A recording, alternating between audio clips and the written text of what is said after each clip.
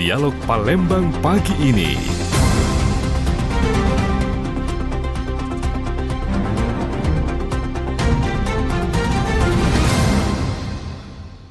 Pukul 8 waktu Indonesia Barat, pendengar, di Dialog Palembang pagi ini kita akan membahas mengenai UMKM Sumsel terkendala legalitas belum kantongi nomor izin usaha. Pada tahun 2025 ini berbagai upaya penguatan UMKM di Sumatera Selatan meliputi fokus pada legalitas usaha melalui program seperti Gebiar NIB 2025, peningkatan akses pembiayaan dengan dukungan dari instansi seperti Bank Indonesia dan Otoritas Jasa Keuangan, serta pengembangan produk unggulan seperti kopi ini melalui program khusus dari Dinas Koperasi dan UMKM. Dan lalu di studio kita juga sudah hadir bersama ketiga narasumber kita yang sudah hadir bersama kami. Ada Kepala Seksi Sarana dan Prasarana Usaha Kecil dari Dinas Koperasi dan UKM Provinsi Sumatera Selatan. Ada Ibu Herlina Setiawati SHMSI. Selamat pagi, Assalamualaikum warahmatullahi wabarakatuh, Bu Herlina. Pagi, Assalamualaikum warahmatullahi wabarakatuh. Sehat kabarnya Bu Herlina pagi hari ini? Alhamdulillah sehat. Nah, selain Kepala Seksi Sarana dan Prasarana Usaha Kecil dari Dinas Koperasi dan UKM Provinsi Sumatera Selatan, juga mendampingi UMKM Dinas Koperasi dan UKM Provinsi Sumatera Selatan, ada Ibu Maya Puspitasari. Selamat pagi, Assalamualaikum Bu Maya. Pagi. Sehat kabarnya Bu Maya? Ya, alhamdulillah sehat. Alhamdulillah sehat ya. Dan pengamat ekonomi Sumatera Selatan dari UIN Raden Patah Palembang, ada Pak Rahman Bayumi. Selamat pagi, Assalamualaikum Pak Rahman. Sehat kabarnya Pak Rahman? Alhamdulillah sehat. Alhamdulillah sehat ya. Dan untuk pagi hari ini kita akan berdialog di Palembang pagi ini, pendengar.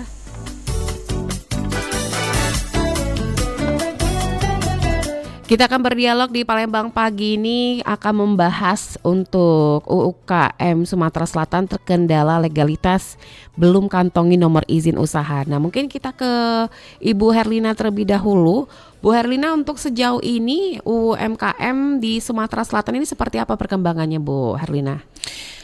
Untuk saat ini sepertinya di dalam setiap sektor, terutama di perkembangan untuk perekonomian, ini pelaku usaha ini, terutama yang UMKM baik mikro, kecil, menengah, ini sangat menunjang untuk perkembangan perekonomian di Indonesia. Pemerintah juga menggalakkan ini untuk pengembangan dan peningkatan kemajuan UMKM ini sendiri. Kita dari Dinas Koperasi Provinsi Sumatera Selatan sangat mendukung untuk memajukan atau meningkatkan perkembangan UMKM itu sendiri di Provinsi Sumatera Selatan. Dari berbagai sektor kita membantu para UMKM ini sendiri. Kita juga dibantu oleh pihak pendamping UMKM yang ada di berkantor di Dinas Koperasi juga. Yaitu Mbak Maya ini. Di sini kita sekarang lagi gencar-gencarnya membantu pelaku usaha ini atau pengusaha UMKM ini untuk memenuhi legalitas mereka sebagai pengusaha atau mereka untuk memajukan bagaimana mereka untuk memenuhi legalitas usaha mereka. Baik, kalau di UMKM di Sumatera Selatan ini paling banyak ini para pengusaha di bidang apa nih Bu? Bisa dikatakan kuliner atau kerajinan tangan atau seperti apa nih Bu Herlina? Sepertinya yang sekarang yang sangat memajukan, yang sepertinya sangat membooming itu kayaknya di bidang kuliner. Di bidang kuliner, ya. Terutama setelah kita waktu mengalami pandemi COVID dulu, sepertinya yang kuliner inilah yang sangat tetap eksis. Sementara yang usaha-usaha lain masih banyak yang tidak dapat bergerak atau sampai gulung tikar. Sementara untuk kuliner ini lebih menjangkau kemana-mana, karena mereka ini bisa usaha melalui online system atau mereka misalnya sistem pengantaran jemput bola ke customernya. Sehingga tetap eksis untuk kuliner ini. Baik. Nah, ini kan kalau tadi sempat dikatakan bahwa banyak para pengusaha UMKM ya Bu ya, belum memiliki nomor induk atau NIB nomor induk berusaha, itu seperti apa nih Bu kabarnya Bu? Kalau untuk NIB ini itu sangat kita tekankan kepada pengusaha UMKM ini sendiri karena sangat prinsip dan sangat dibutuhkan NIB ini. Kenapa? Seperti kita mempunyai KTP ya Mbak. KTP itu selalu kita buktikan untuk pentransaksian apa-apa. Iya betul. Nah, seperti juga NIB ini. Jadi untuk ini pengusaha itu mereka ini harus memiliki izin pertama yang mereka miliki yaitu NIB, nomor induk berusaha. NIB ini akan membantu mereka untuk meningkatkan lagi usaha mereka ke depannya. Jadi bukan cuma saya punya NIB terus saya nggak ngapa-ngapain. Enggak, itu sudah izin pertama. Izin pertama, jadi untuk mereka memasukin gerbang sebagai pengusaha, mereka harus punya surat izin dulu. Itulah yang diperlukan namanya NIB itu. Nah, apabila mereka ingin meningkatkan lagi usaha mereka, tentunya hal itu sangat diperlukan untuk memasuki misalnya mereka untuk mendapatkan perizinan selanjutnya. Baik, nah kita kembali ke Bu Maya selaku pendamping ya Bu Maya. Ini yang banyak diberitakan atau juga yang diinformasikan di media sosial, banyak mereka yang belum membuat NIB. Kendalanya apa sih di lapangan Bu? Kendalanya itu nggak sulit ya. Cuman kadang UMKM itu nggak dapat informasi di mana pengurusan NIB. Nah, jadi kurangnya sosialisasi kan ke lapangan, apalagi ke pedagang-pedagang kaki lima. Pemahaman mereka itu kalau pembuatan NIB itu susah, sulit, terus ribet, terlalu banyak ini itu. Nah, itu karena mereka sudah didoktrin sama temennya, ngurus ini susah kayak gitu. Jadi mereka males mau ngurus. Nah, tapi kalau kita sudah sosialisasi, mereka pasti bilang, oh ternyata buat NIB itu gak susah dan cepat. Cuma kalau misalnya jaringannya lagi stabil, 10 menit udah selesai. Dan syaratnya pun cuma KTP. Itu saja. Jadi memang pemikirannya dari teman-teman yang mengganggu lah ya Bu ya. Yang selalu menakut-nakutin mereka gitu. Nah, dari Ibu Maya sendiri ini selaku pendamping UMKM dari Dinas Koperasi dan UKM Provinsi Sumatera Selatan, apakah juga melakukan sosialisasi kepada para pengusaha UMKM? Iya, saya selalu sosialisasi ke lapangan karena memang saya sering ke lapangan juga. Jadi memang saya suka jemput bola. Oke. Jadi saya infokan. Nah, kebanyakan mereka ini dapatnya takut kena pajak. Jadi mereka nggak mau ngurus NIB karena ditakut-takutin sama temennya. Nanti kok kena pajak kalau ngurus pakai NIB. Pokoknya kalau nanti kalau kamu ada NIB itu pasti nanti kena pajak. Nah, itulah yang bikin mereka takut untuk mengurus NIB. Jadi bukan kendalanya itu merekanya tuh nggak diladenin, tapi lebih ke merekanya takut. Takut untuk membuat NIB itu tadi. Oke, kita ke Pak Rahman tadi sudah disampaikan Bu Maya juga. Coba dites mic-nya. Baik. Nanti kita break dulu ya, kita break sejenak dulu dan tetaplah bersama kami di Pro 1 RRI, kanal informasi dan inspirasi. Mengangkat isu-isu terkini, Dialog Palembang pagi ini bersama narasumber yang akan membahas dan mengupas topik hangat yang tengah dibincangkan. Setiap hari pukul 8 waktu Indonesia Barat, dengarkan hanya di Pro 1 RRI Palembang. Pastikan Anda berada di frekuensi yang tepat untuk mengikuti seluruh ragam acara RRI Palembang yang bisa Anda dengarkan di seluruh jangkauan siar yang ada di Sumatera Selatan. Pro 1 RRI Palembang 92,4 MHz, Pro 2 91,6 MHz, Pro 4 88,4 MHz, Pro 5 89,2 MHz, Pro 3 93,7 MHz. Stasiun Relay Batu Raja 90,5 MHz, Stasiun Relay Belitang 97,6 MHz, Stasiun Relay Empat Lawang 98,9 MHz, Stasiun Relay Indralaya 93,9 MHz, Stasiun Relay Lahat 90,2 MHz, Stasiun Relay Lubuk Linggau 95,1 MHz, Stasiun Relay Muara Beliti 90,0 MHz, Stasiun Relay Muara 2 88,7 MHz, Stasiun Relay Musirawas Utara 93,5 MHz, Stasiun Relay Pagar Alam 97,7 MHz, Stasiun Relay Kabupaten Penukal Abab Lematang Ilir 89,0 MHz, Stasiun Relay Prabu Muli 99,9 MHz, dan Stasiun Relay Sekayu 90,3 MHz. RRI Palembang.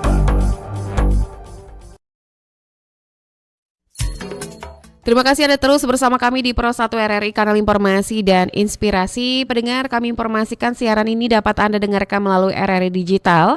Bisa Anda unduh di Play Store atau juga di App Store, melalui via streaming kami di rri.co.id, dan kita juga live di YouTube channel kami di Pro 1 RRI Palembang. Kita ke Pak Rahman Bayumi selaku pengamat ekonomi Sumatera Selatan dari UIN Raden Patah Palembang. Baik. Tadi sudah disampaikan juga sama Bu Herlina bahwa peminat UMKM atau pengusaha UMKM ini sangat pesat ya Pak ya di Iya, tahun benar. ini, mengingat banyak dari sektor kuliner yang nambah banyak. Namun tadi juga disampaikan dari Bu Maya bahwa pola pikir mereka ini takut kena pajak. Udah UMKM kena pajak pula itu Pak. Itu kalau dari pandangan Pak Rahman Bayumi selaku pengamat ekonomi UIN Raden Patah Palembang, seperti apa nih perkembangan saat ini?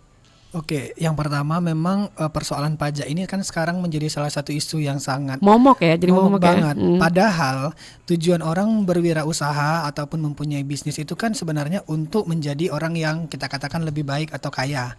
Sedangkan orang-orang yang membayar pajak itu kan memang orang yang kaya.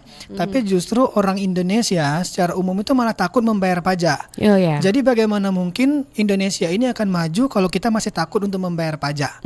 Karena orang yang kaya itu yang harus bayar pajak. Betul. Sedangkan orang yang kita katakan kurang itu yang nggak mungkin kena pajak. Nah, terlebih lagi untuk pengurusan NIB dan lain-lain itu kan sebenarnya gratis dan tidak memerlukan biaya juga kayak gitu. Nah, bahkan kami dari UIN Raden Patah juga sebagai pendamping sertifikasi halal itu kami juga membantu bagaimana UMKM ini mempunyai NIB karena itu juga menjadi salah satu syarat untuk mempunyai sertifikasi halal. Oke. Jadi prosesnya mudah dan kita juga terus melakukan sosialisasi, literasi, edukasi juga lah untuk masyarakat bahwasanya NIB ini bukan satu hal yang harus ditakuti.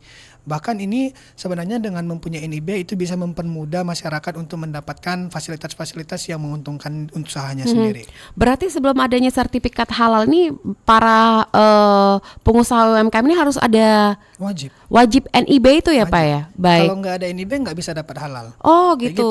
Jadi harus mengerutut dari adanya NIB baru ada hasil dari sertifikat halal tersebut. Nah kalau benar.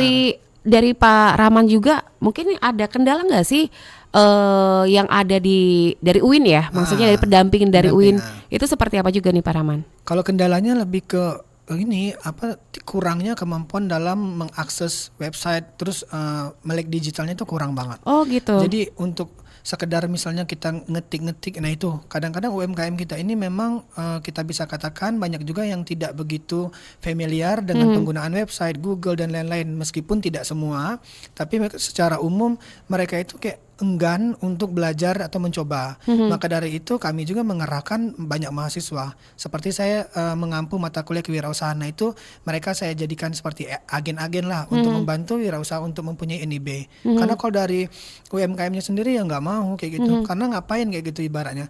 Mereka bisa berdagang dapat untung tanpa harus ada NIB kan. Tapi memang kalau orang yang mempunyai pemikiran yang lebih, pengen punya sertifikasi halal, nah itu salah satu hal yang kita wajibkan. Wah, ini berarti menjadi tantangan tersendiri juga Betul ya Pak ya. banget. Berarti menurunkan anggota ataupun mahasiswa untuk turun Iya, langsung ya. benar. Untuk memberikan sosialisasi tentang NIB tersebut. Kembali ke Bu Herlina. Bu Herlina, untuk proses pembuatan NIB sendiri ini untuk UMKM di Sumatera Selatan mungkin bisa diinformasikan juga langkah-langkahnya yang harus diikuti seperti apa aja nih Bu? Kita mulai dulu ya dari sosialisasi kita sebenarnya di setiap kita mengadakan acara itu, baik acara resmi maupun acara tidak resmi, tetapi yang apabila itu di dalam acara tersebut ada UMKM-nya, kita selalu menjelaskan. Jadi di antara rundown acara itu kita selalu menggait para UMKM ini. Kita tanya, adakah di antara para UMKM ini yang masih belum memiliki NIB? Oke. Nah, dari situ kalau mereka berapa persen mereka yang belum memiliki NIB, biasanya kita menyediakan meja khusus atau menyiapkan pojok sedikit untuk membantu mereka para UMKM yang belum memiliki NIB. Jadi kita langsung proses di tempat. Ayo, siapa yang belum memiliki NIB? Nah, itu nanti bisa dibantu oleh Mbak Maya, dan Mbak Maya pun biasanya kita minta bantu. Kita ada hubungan dengan para akademisi, seperti kita ada dibantu oleh pihak-pihak akademika, misalnya ke Palkomtek, MDP, mahasiswa-mahasiswa yang kita ada kerjasama, UIN juga termasuk. Nah, biasanya itu bisa cepat mereka membantu untuk membuatkan NIB para UMKM ini. Jadi setiap acara kita selalu menggait, ayo ini mengajak ya. Mengajak. Nah, terus misalnya ini yang terkendala juga satunya lagi, seperti ibu-ibu yang benar kata Pak Bayumi tadi, kenapa saya harus membuat NIB? Saya cuma kuliner, jualan sarapan pagi atau gimana. Tetapi dari situ kita menekankan, mengarahkan. Kalau ibu ingin maju lagi, ibu ingin meningkatkan usaha, ibu ingin mendapatkan bantuan ini, atau mungkin ibu mau membesarkan usaha, tentunya NIB ini pertama sekali. Legalisasi pertama yang harus ibu miliki. Nah, di situ dengan sedikit-sedikit kita juga memberikan, oke, kalau misalnya yang belum punya, saya belum punya akun ini, saya belum punya HP, bisa kita bantu bilang ke ibu-ibu itu, ayo Bu, coba ibu anaknya punya nggak HP yang bisa akses untuk NIB ini, atau ibu punya nggak cucunya atau gimana, kita arahkan begitu. Oh iya Bu, kalau misalnya ibu nggak bisa sekarang, ibu silakan datang ke kantor kita. Akan didampingi ya Bu ya? Oke, kita akan mendampingi, akan kita bantu mereka untuk menyelesaikan NIB ini tersendiri. Dan NIB juga prosesnya nggak terlalu lama dan tidak memerlukan biaya. Apabila prosedurnya dan persyaratannya sudah ada, selesai. Baik, kita kembali ke Bu Bayat. Persyaratannya apa saja nih Bu untuk pembuatan NIB? Kalau buat NIB itu cukup KTP sama biasanya KK, karena kan alamat di KTP kadang tidak sesuai dengan KK. Jadi di sistem itu tidak sesuai dengan Dukcapil. Nah, jadi saya suka minta KTP dan kartu keluarga mereka. Karena ada kendala-kendalanya di situ. Karena dari nama itu suka salah, misalnya di KTP itu ada gelar, di KK itu nggak ada. Nah, sedangkan di Dukcapil itu ngikut KK. Kayak gitu. Jadi NIB itu cepat. Nah, untuk misalnya sekarang ini kan kuliner yang lagi digandrungi lah ya. Nah, kan nanti di tahun 2026 itu wajib halal. Jadi kalau misalnya mereka, misalnya contoh produk-produk yang memang memerlukan perizinan seperti PIRT, halal, BPOM maupun SNI kan. Nah, itu memang semuanya itu pakai NIB. Dan itu nyambung ke akun si NIB-nya tadi, OSS. Jadi kalau misalnya mau daftar PIRT, BPOM, SNI itu melalui akunnya NIB tadi. Nah, untuk para pengusaha UMKM yang ingin bikin NIB sendiri, ada persyaratan khusus nggak? Bisa dikatakan mereka yang sudah berapa tahun, atau mereka sudah harus ada nama dulu? Tidak ada. Jadi nggak ada peraturan yang khusus ya Mbak? Ya? Terkhususnya harus ada KTP tadi ya? Iya, KTP itu kan sebagai identitas kan. Jadi yang penting itu KTP, sama kalau misalnya ada UKM-nya langsung itu kan kita minta nomor WA mereka karena nanti ada kode verifikasi seperti itu. Nah, jadi untuk cepatnya itu tergantung juga. Jadi kadang sistem OSS ini suka error, jadi lama. Tapi kalau lagi ya bagus, 10 menit udah selesai. Berarti gitu. udah langsung punya NIB dalam waktu pembimbingan. Oke. Nah, kita kembali ke Pak Rahman. Pak Rahman, tentunya kan kalau sekarang dilihat dari masyarakat kita harus melek ya namanya digital. Nah, tentunya sebenarnya kalau melihat tantangannya, apa sebenarnya tantangan utama yang dihadapi para pengusaha UMKM di Sumatera Selatan mungkin dalam proses digitalisasi? Jadi kalau tantangan sendiri itu masih ada kayak sifat kayak keengganan kayak gitu. Belum untuk- melek ya? belum melek dan belum begitu peka. Dan juga terkadang sebenarnya kalau kita bilang nggak bisa tuh nggak mungkin, karena kalau kita mau tuh ada aja jalannya, tapi karena nggak mau ada aja alasannya. Nah itu yang jadi problem di masyarakat tuh itu. Sedangkan untuk proses pembuatan NIB ini pada akhirnya banyak juga oknum-oknum yang memanfaatkan kesempatan.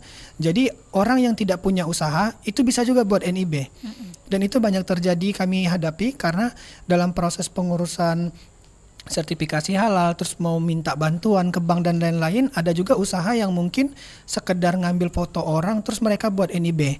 Nah maka dari itu sangat diperlukan untuk usaha-usaha yang benar-benar real mempunyai, harusnya mereka yang harus memanfaatkan momen penggunaan NIB, bukan orang-orang yang justru mungkin cuman ngambil foto di sini dicomot terus mau ngurus halal, karena itu banyak ditemukan. Iya. Selama mendampingi proses halal itu ada usahanya mungkin yang cuman baru buat terus nanti karena mau ngurus bantuan dan lain-lain mereka memanfaatkan itu. Oke. Itu yang kami hadapi di lapangan. Oleh karena itu memang ini program yang sangat baik sekali, tapi memang sangat diperlukan kerjasama lah antara dari pemerintah, masyarakat, akademisi untuk kita sama-sama mengawasi agar UMKM ini benar-benar bisa naik kelas dan orang-orang yang memang pengen mau tapi tidak tahu itu kita bantu seperti itu. Kendala-kendala tersebut, kalau baik kita terima telepon dulu ya. Siap. Ada pendengar kita yang ingin bergabung. Pro 1, selamat pagi. Halo, Halo, selamat pagi Pak Ahmad Irwan di Bandung Timur. Silakan Pak. ya selamat pagi. Assalamualaikum Mbak Dela. Waalaikumsalam warahmatullahi wabarakatuh. Silakan. Assalamualaikum Bapak Ibu narasumber yang saya hormati.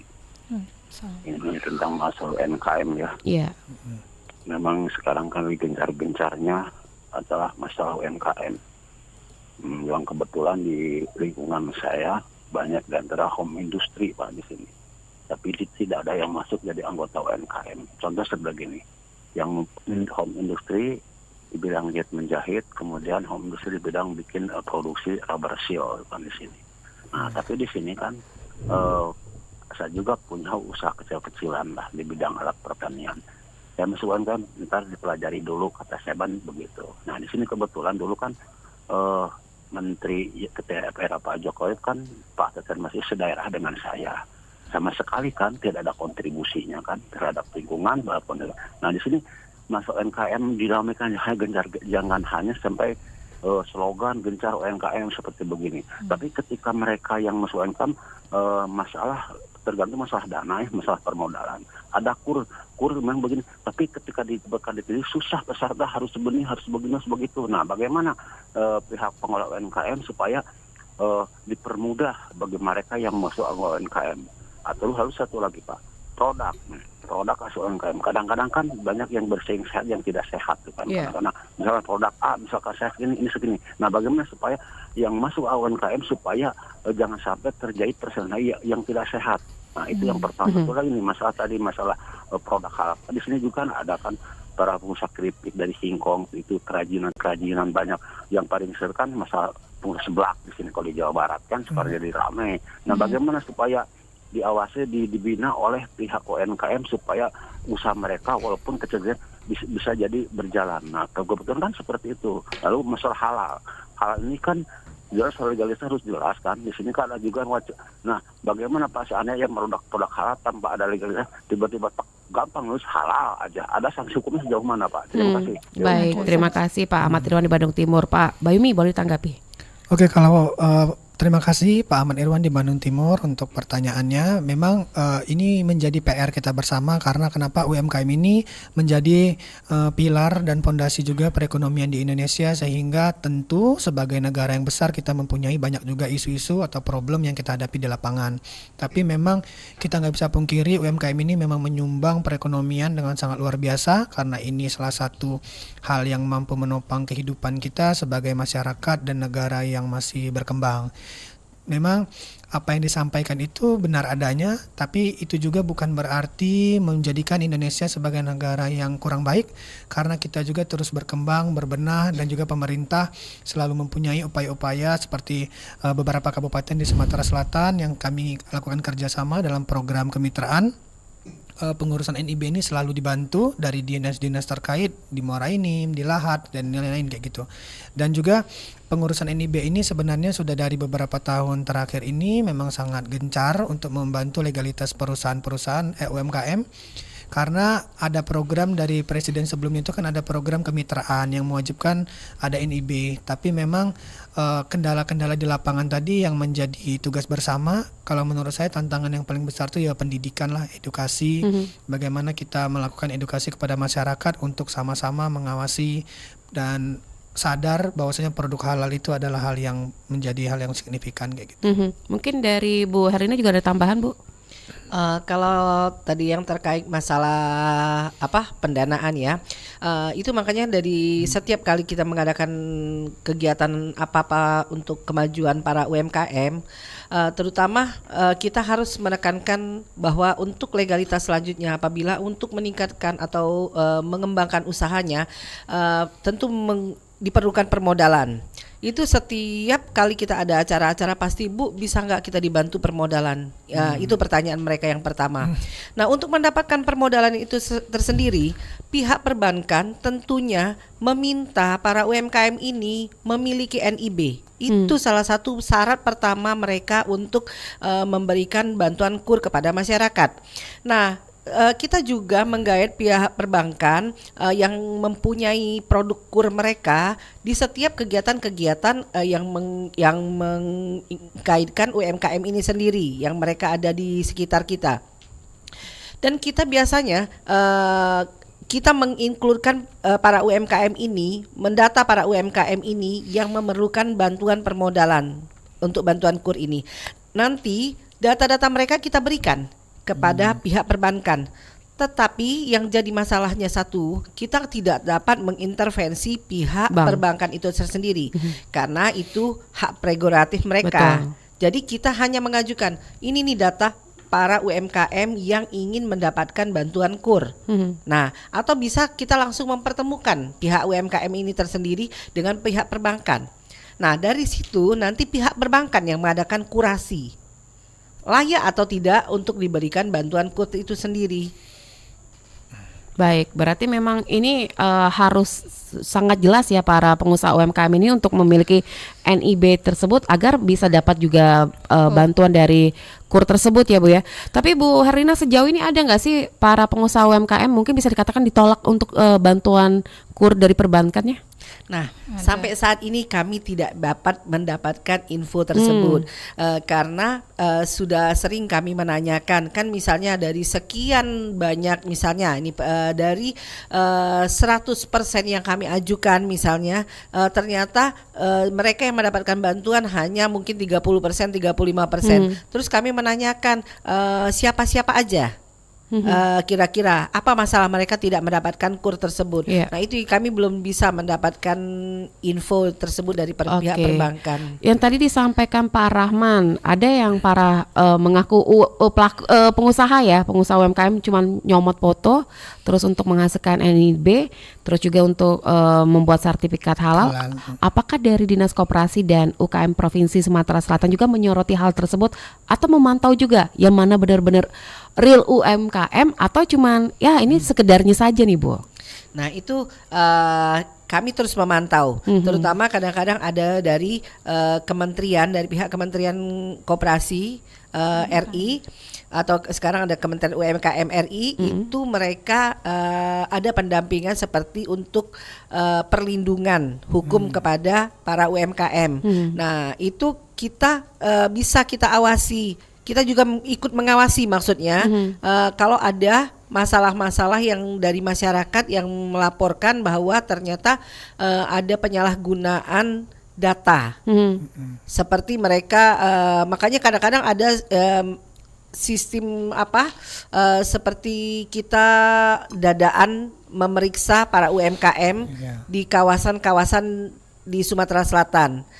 Misalnya dari kementerian itu turun ke kita, itu kita mendampingi orang kementerian untuk melihat sejauh mana perkembangan UMKM itu tersendiri.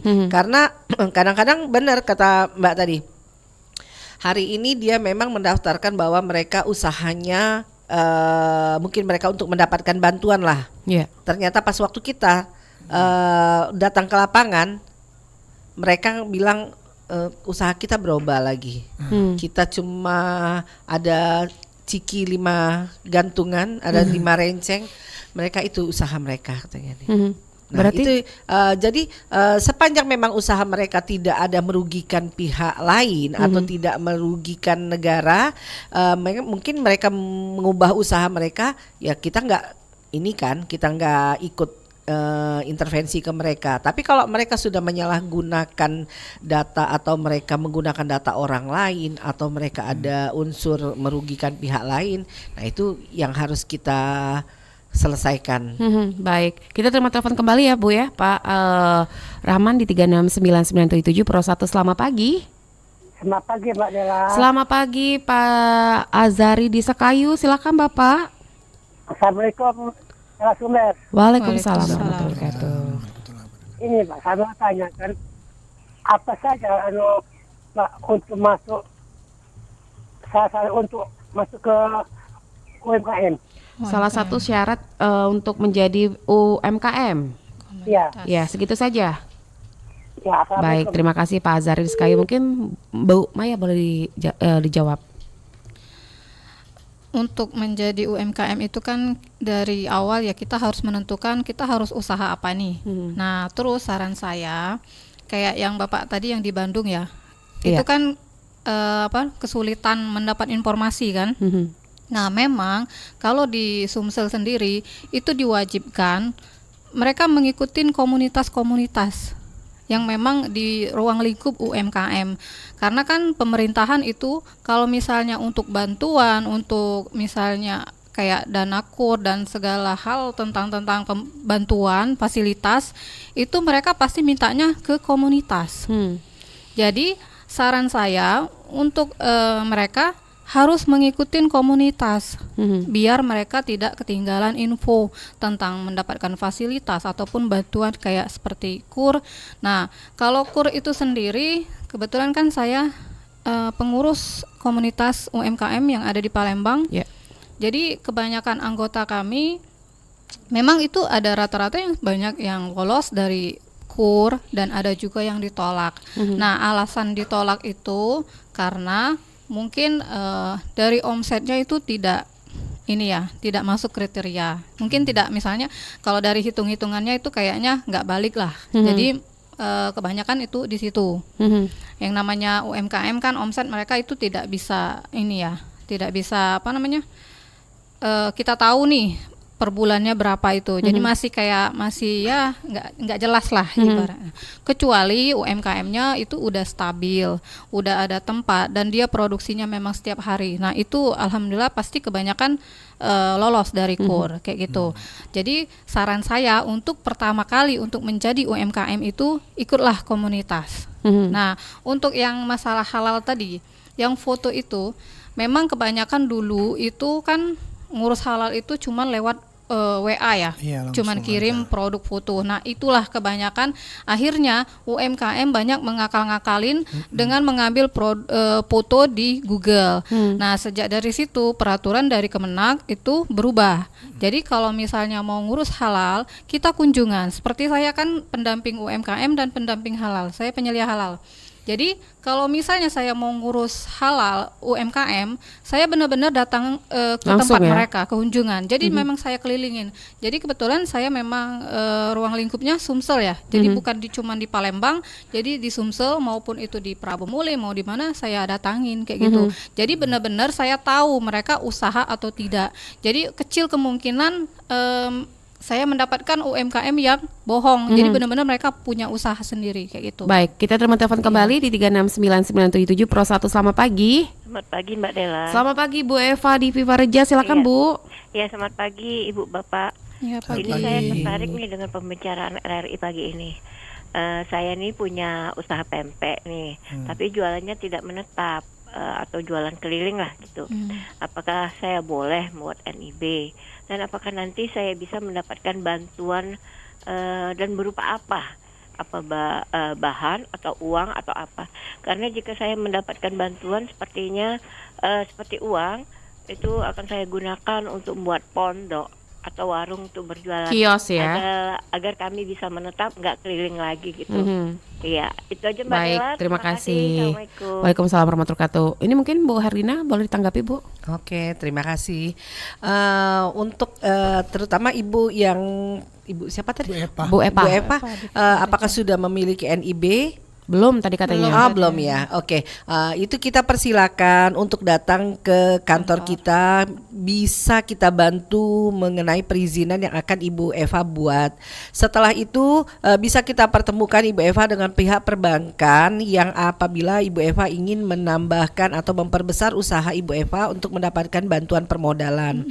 Kalau untuk mendapatkan bantuan-bantuan lainnya, yaitu tadi seperti yang dijelaskan Mbak Maya tadi. ikut Jadi komunitas. Ibu Eva ini harus ikut ke komunitas-komunitas. Komunitas-komunitas kita yang kita bina di Sumatera Selatan ini banyak sekali.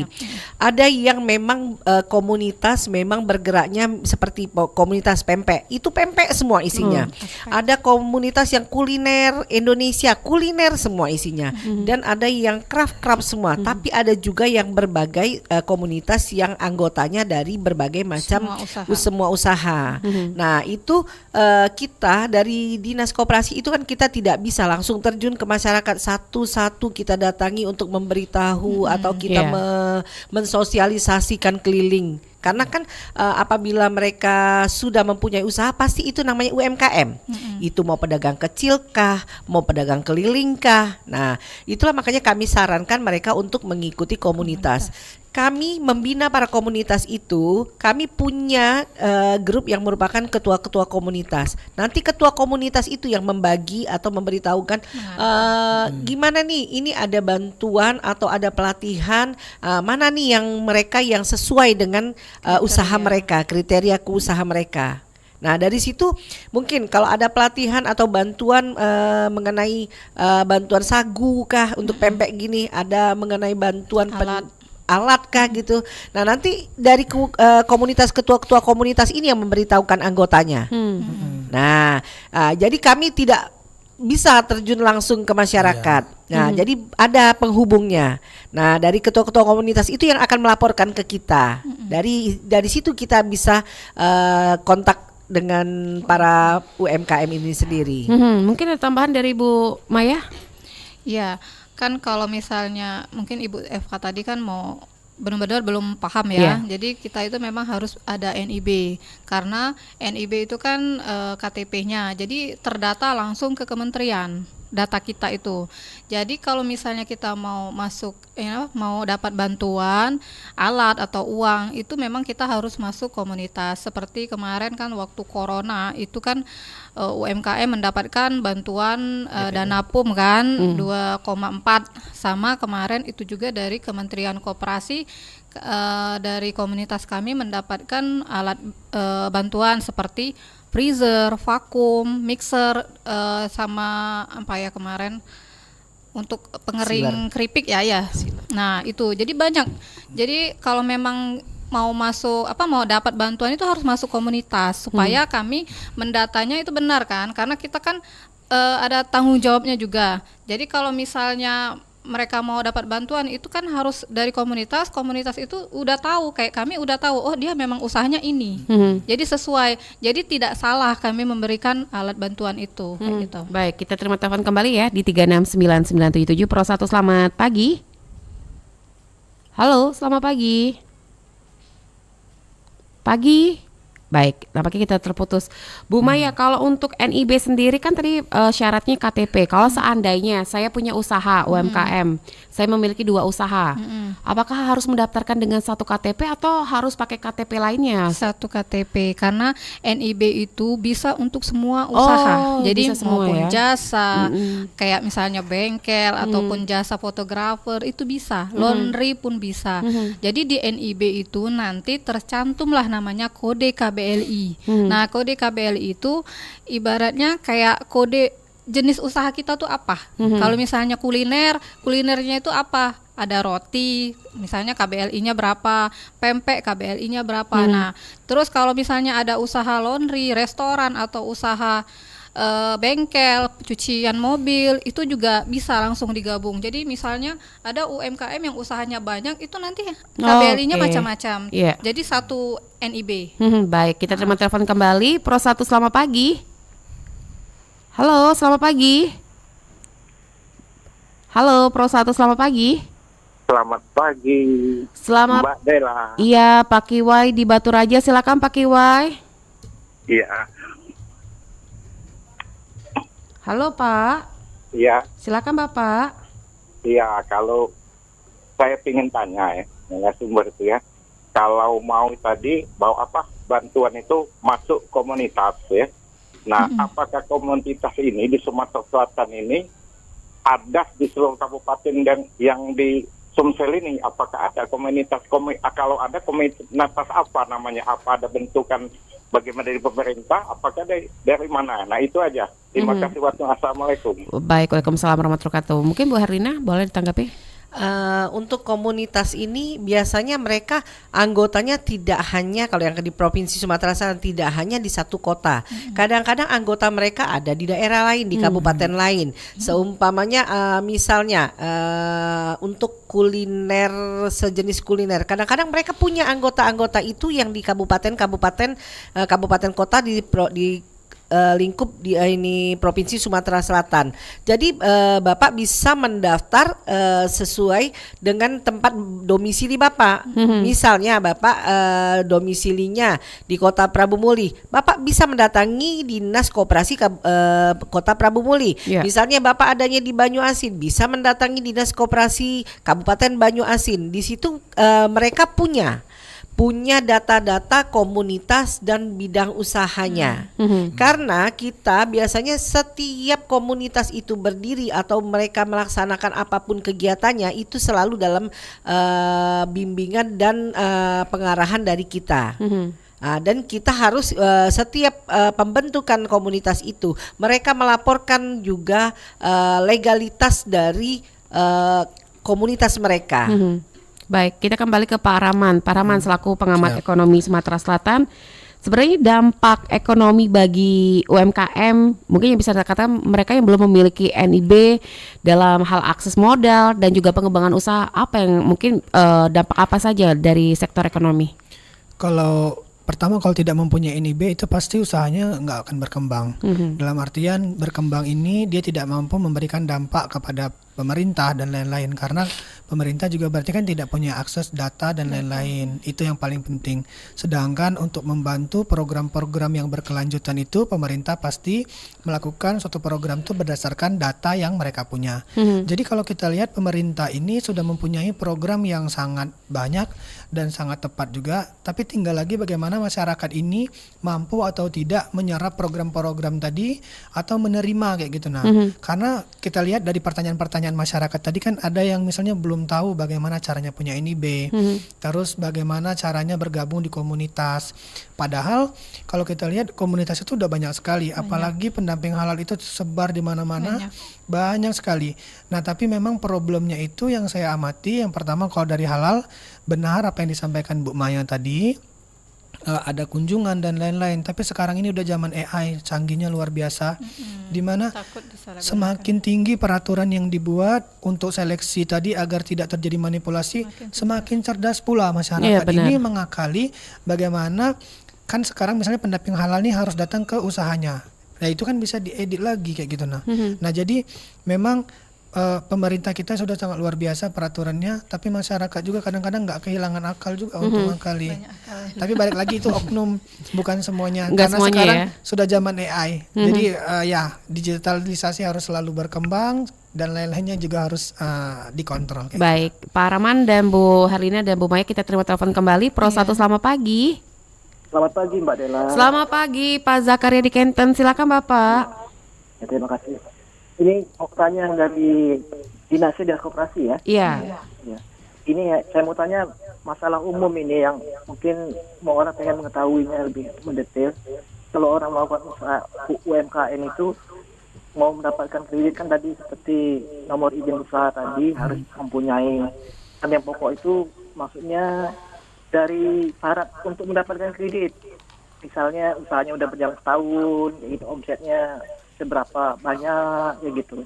Dan minimal kredit yang didapatkan itu seberapa banyak dari omsetnya. Sudah ada standarnya gitu. Baik. Kayak orang yang mau ngambil kredit itu kan bisa tahu ini kriteria dia. Jangan sampai orang itu berusaha kadang-kadang mau dia mau dapatkan modal, tapi usahanya belum ada. Baik. Gimana mau didapatin? Ya. Terima kasih. Baik, Bu Pak Zakaria, tadi sudah mungkin dijelaskan Bu Rina ya bahwa kalau untuk peminjaman atau itu langsung berusaha langsung sama perbankannya ya Bu ya, karena dari pihak Dinas Koperasi dan UKM Provinsi Sumatera Selatan ini tidak bisa mengintimidasi ya Bu ya. Tapi boleh dijelaskan kembali Bu.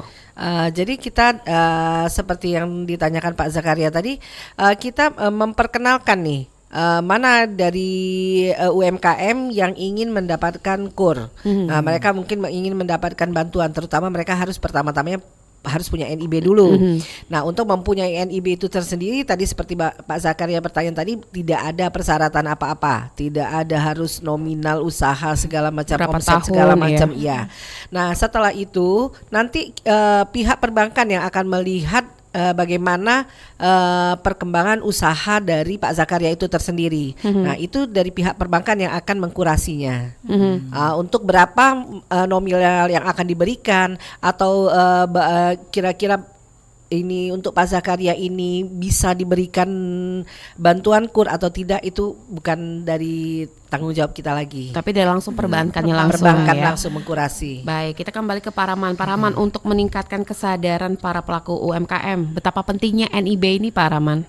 Kalau menurut saya yaitu caranya nggak lain, yaitu kita literasi dan edukasi. Jadi memang ini tugas berat juga karena tidak cuma sekedar kita posting ayo buat NIB ya, itu nggak mungkin. Jadi memang masyarakat kita ini memang harus benar-benar kayak didampingi, karena ada kekhawatiran juga masyarakat tadi seperti yang sampaikan di awal, kalau punya NIB nanti takutnya terlacak lah inilah, terus lagi rentan penipuan lah, nanti ada agen-agen, dan juga ada juga yang saya dengar itu ada juga oknum yang memanfaatkan ini.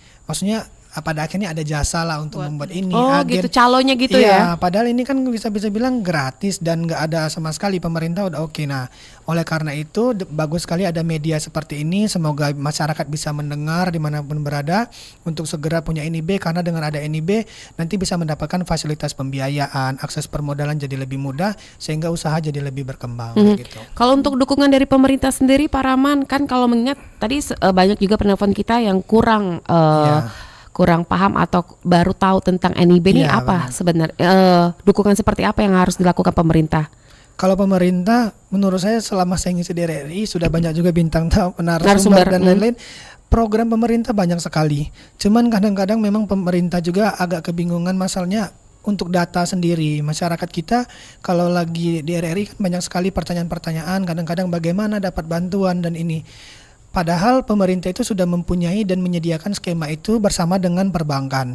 Tapi kita tahu aturan di perbankan itu ada akses permodalan, karakter, kapasitas, terus bagaimana kondisi ekonomi usahanya. Nah, faktor-faktor itu yang juga. Dan jaminan itu benar kolateral paling enggak 70%. Nah, ini yang menjadi tantangan. Oleh karena itu ketika gabung di komunitas, misalnya ada bantuan-bantuan yang mungkin tanpa perlu jaminan yang besar atau mungkin tanpa jaminan, seperti ada bantuan sagu, ada bantuan alat mesin dan lain-lain.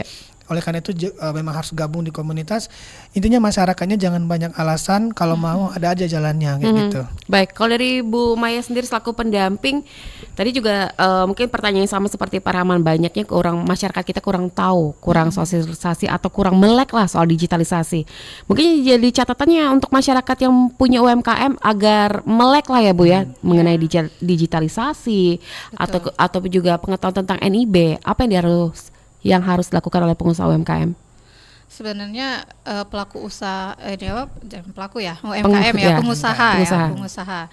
Jadi mereka itu harus mau belajar dan mau bertanya. Kadang memang UMKM ini malu bertanya.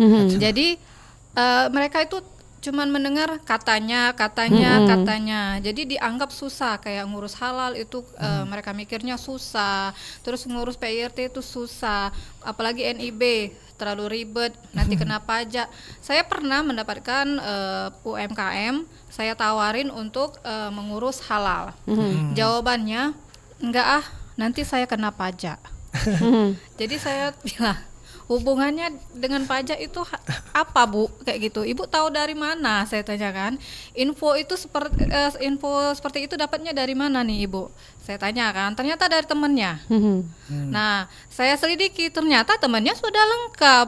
Jadi ini kayak persaingan. Jadi misalnya contoh nih, ada teman dia udah lengkap.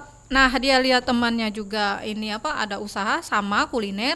Nah, dia tanya nih, mau ngurus itu di mana? Tapi dia nggak mau Takut kasih ya? tahu. Takut tersaingi iya, dengan alasan nanti ribet itu, terus nanti bayar, nanti juga kayak kono pajak kok nggak siap kayak gitu. Nah, terus kebanyakan juga yang sering saya dapatin di lapangan, mereka tidak diajak temannya untuk gabung ke komunitas. Jadi mereka itu selalu, iya saya itu selalu lihat teman saya dapat bantuan alat, dapat bantuan ini, dapat pelatihan ini, dapat pelatihan Kok itu. saya enggak gitu ya? Saya tanya, tapi nggak pernah digubris. Nah, makanya kebetulan saya juga pengurus di komunitas, rata-rata itu saya ajak ke komunitas kami kayak gitu, atau saya kasih kepilihan yang lain, karena memang kebetulan kita saling kenal ya sama semua ketua komunitas yang ada di Palembang kayak gitu. Jadi saling lempar lah. Jadi kita nggak ada yang namanya persaingan komunitas. Jadi kalau memang dia cocok di aspek, ya udah saya kasih dia ke aspek kayak gitu. Jadi betapa pentingnya untuk para pelaku pengusaha UMKM ini harus terbuka atau melek lah literasi ya Bu ya. Harus rajin-rajin lah mereka bertanya. Makanya itu ya, saya sering kalau memberikan pendampingan itu saya post di WA, di status WA. Itu tujuan saya bukan mau ini ya ria atau ibaratnya mau pamer bukan. Justru saya pengen mereka tuh tahu nih, oh ternyata mudah ngurus halal ini. Jadi alhamdulillah selama saya suka ngupload di status itu, mereka yang tadinya nggak tahu apa-apa, mereka berani bertanya, Mbak ngurus NIB itu gimana? Nah ternyata dia belum ada NIB dan belum ada halal. Akhirnya dia memutuskan untuk bertanya, itu pun sudah luar biasa kan, dia memberanikan diri bertanya. Akhirnya saya jawab, dan sekarang alhamdulillah dia udah lengkap. NIB sudah ada, dia sertifikat. udah lengkap, terus saya suruh gabung ke komunitas. Baik, Bu, selanjutnya ini ke Bu Herlina. Sejauh ini apakah ada program untuk para UMKM dari Dinas Koperasi? Dengan adanya kegiatan kayak gini, benar kata Pak Bayumi tadi, ini membuka wawasan, membuka ruang lingkup, membuka pengetahuan dari para UMKM ini. Bagaimana mereka akan mengembangkan usahanya. Kalau memang mereka ingin maju, ayo kita sama-sama kita bantu. Nah, kami dari Dinas Koperasi Provinsi Sumatera Selatan siap membantu para UMKM ini. Kami dalam wujudnya kami untuk membantu legalitas para UMKM ini, ayo silakan datang ke kita. Jadi di kantor kami dengan senang hati kami menerima para UMKM yang ingin dibantu mengenai pengurusan legalitas mereka sampai mereka mendapatkan legalitas yang mereka inginkan. Nah, kita juga membantu UMKM ini yang mereka untuk mengurus haki, selain dari NIB, halal, haki, ke BPOM, ayo kita bantu mereka. Yang memang tidak terselesaikan oleh kita sendiri. Kalau untuk ke Kemenkumham kita memberikan rekomendasi yang itu sendiri, kalau mereka tidak mendapatkan rekomendasi kita, mereka akan berbayar mahal 1,8. Tapi kalau mereka dapat surat rekomendasi dari Dinas Koperasi, mereka hanya membayar 500.000. Nah itu makanya kami di Dinas Koperasi ada namanya Pojok UMKM. Pojok UMKM itu kita siapkan satu space di dalam ruangan kita untuk membantu para UMKM, melayani UMKM yang ingin mendapatkan bantuan perizinan. Apa sekarang yang mereka butuhkan? Kita dengarkan ya, tapi kalau untuk bantuan-bantuan yang berbentuk apanya kita carikan solusinya. Nah itulah kita dibantu oleh Mbak Maya ini untuk membantu mereka menyelesaikan urusan perizinan mereka. Dan apabila misalnya para UMKM ini ingin gimana Bu, saya ini nggak ngerti Bu untuk memposting, untuk menggunakan medsos. Kita juga ada kerjasama dengan Sivitas Akademika, dengan universitas-universitas yang mahasiswanya bisa membantu. Gimana? Ayo kita posting. Sampai jadi postingan ibu itu atau para pelaku UMKM ini bisa menggunakan medsos tersendiri, bisa menggunakan medsosnya. Yang tadinya mereka tidak punya medsos atau mereka kurang menarik membikinnya, ayo kita bantu. Jadi jangan, maksudnya tidak dapat, saya tidak bisa mengakses apa-apa. Jadi saya ya udah, saya cuma Pasrah jualan, ya? pasrah aja. Enggak, silakan datang. Kita juga dari Dinas Koperasi dengan senang hati akan membantu untuk pengembangan UMKM itu sendiri. Baik, Pak Rahman selaku pengamat ekonomi Sumatera Selatan, ada nggak sih pesan atau juga sedikit sosialisasi kepada masyarakat yang para pengusaha UMKM agar terus berkembang? Silakan. Oke, pesan saya untuk seluruh masyarakat pendengar dimanapun, rencanakan bisnismu sebaik-baiknya, jangan asal berbisnis saja, tapi niatkan berbisnis benar-benar untuk naik kelas, karena pada akhirnya kalian yang bertanggung jawab untuk memajukan diri kalian sendiri. Sudah ada peran dari pemerintah, program-program pemerintah, manfaatkan dengan sebaik-baiknya untuk mendukung perekonomian yang berkelanjutan. Baik, Bu Maya selaku pendamping UMKM Dinas Koperasi dan UKM Provinsi Sumatera Selatan, ada yang ingin disampaikan kepada pengusaha UMKM? Saya mau informasikan ya, ini ada program kerjasama Dinas Koperasi dan beberapa stakeholder. Ini kan acara ini sebenarnya dibuat sama DPMPTSP Sumsel. Nah, ini namanya Laksan Sapa. Jadi nanti itu akan ada di 12 titik kabupaten. Nah, jadi bagi UMKM yang belum ada perizinan, nanti boleh datang ke 12 titik itu. Nanti kita di sana ada pembukaan untuk pembuatan perizinan dari NIB, PIRT, Halal, BPOM, semuanya ada. Karena nanti kerjasamanya kan dengan BPOM, dengan BPCPH, dengan stakeholder yang lain, dinas-dinas yang lain, itu ada nanti dimulai di tanggal 1 Oktober. 1 Oktober. Iya, sampai 30 Oktober. Nanti di 12 titik kabupaten. Jadi ada Muara II, Batu Raja, Martapura, terus Prabu Muli, Tanjung Raja, Kayu Agung, ada juga di Oku Timur dan di kabupaten yang lainnya ya. Nanti itu mulai di tanggal 1 Oktober. Baik. Itu Baik. aja. Mungkin ada nomor kontaknya Bu yang bisa dihubungi lebih lengkapnya lagi? Boleh, nanti langsung kontak ke saya aja bisa 0821 77 5383. Boleh Maya. diulangi Bu Maya? 0821 77 53 8386. Baik, tadi ada Bu Maya pendamping UMKM Dinas Koperasi dan UKM Provinsi Sumatera Selatan. Terus Kepala Seksi Sarana dan Prasarana Usaha Kecil dari Dinas Koperasi dan UKM Provinsi Sumatera Selatan, Bu Herlina, ingin disampaikan kepada masyarakat dan para pengusaha UMKM. Silakan Bu Herlina. Pesan kita dari dinas, kita siap membantu gimana untuk meningkatkan kemajuan para UMKM ini. Benar kata Pak Bayumi, dari mereka sendiri. Kalau memang mereka ingin maju, ayo kita benahi legalitas dan untuk kemajuan UMKM itu sendiri. Baik, terima kasih banyak Ibu Herlina waktunya bersama Pro1, Pak Rahman Bayumi, terima Sama-sama. kasih. Ibu Maya Puspita, terima kasih atas waktunya bersama Pro1. Salam sehat selalu, selamat beraktivitas kembali. Assalamualaikum warahmatullahi wabarakatuh. Waalaikumsalam warahmatullahi wabarakatuh. Dan pendengar, itu tadi bersama Kepala Seksi Sarana dan Prasarana Usaha Kecil Dinas Koperasi dan UKM Provinsi Sumatera Selatan, Ibu Herlina Setiawati SHMSI, dan pendamping UMKM Dinas Koperasi dan UKM Provinsi Sumatera Selatan, Ibu Maya Puspitasari, pengamat ekonomi Sumatera Selatan dari UIN Raden Patapa Palembang, Bapak M. Rahman Bayumi. Untuk Anda yang belum sempat menyaksikan siaran kami, bisa Anda saksikan siaran ulang kami di YouTube channel kami di Pro1 RRI Palembang. Tetaplah bersama kami bersama Palembang pagi ini di Pro1 RRI. Baru saja Anda ikuti Dialog Palembang pagi ini.